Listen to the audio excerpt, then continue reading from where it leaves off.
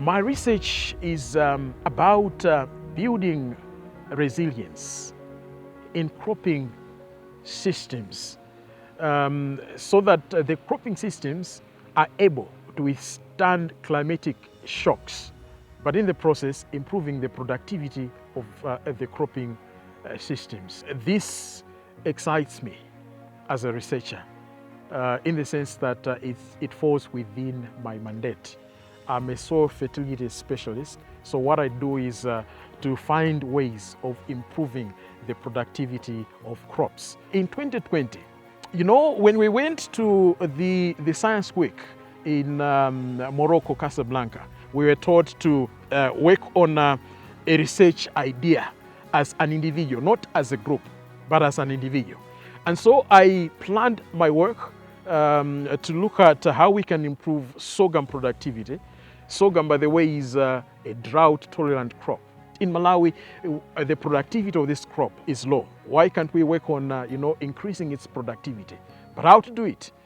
All right, perhaps we should use a rotation cropping system, evolving drought-tolerant crops as well, like pigeon pea and cowpea, intercrop. These are legumes which are able to recharge soil fertility. Grow that in rotation with the sorghum crop, and then see how the sorghum crop is going to perform.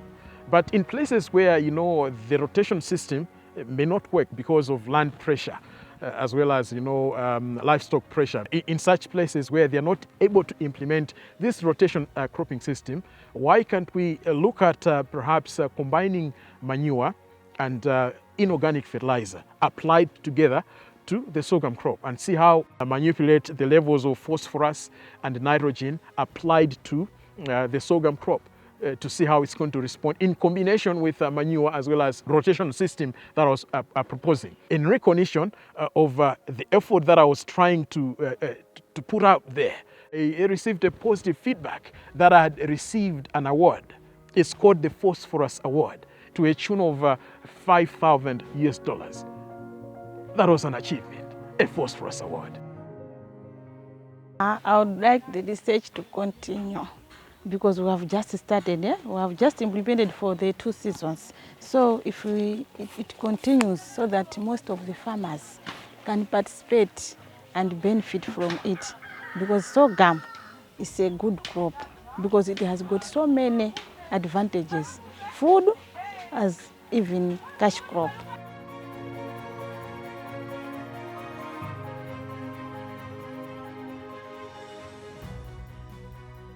Through the One Planet Fellowship, we received, skills on how to improve networks. I already had this connection, but I was now taught through the One Planet Fellowship on how to keep the network vibrant, how to build trust, and then continue working with, prospective collaborators. I was also trained on how to communicate science to a non-scientific audience.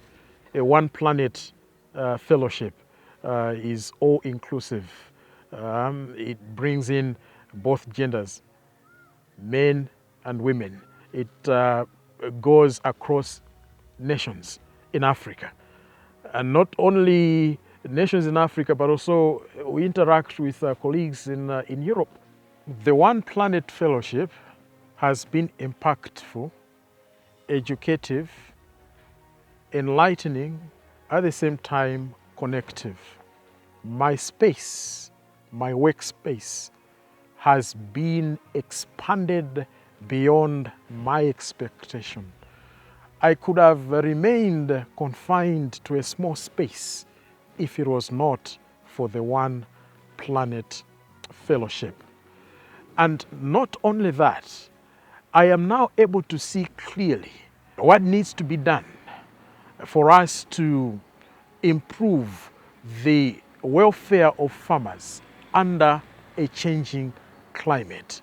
Without the One Planet Fellowship, my thoughts could not have been organized to look at potential entry points and potential solutions that we could perhaps bring to the farmers. Of course, working together with them not imposing the solutions, but working with the farmers together so that we get to understand whether these solutions are able to address their challenges of food insecurity, for example. So the One Planet Fellowship has been able to put me in that space so that I'm able to reflect and then organize my thoughts, go to engage with farming communities to see how best we can bring solutions in order to address these challenges that have come about because of climate change.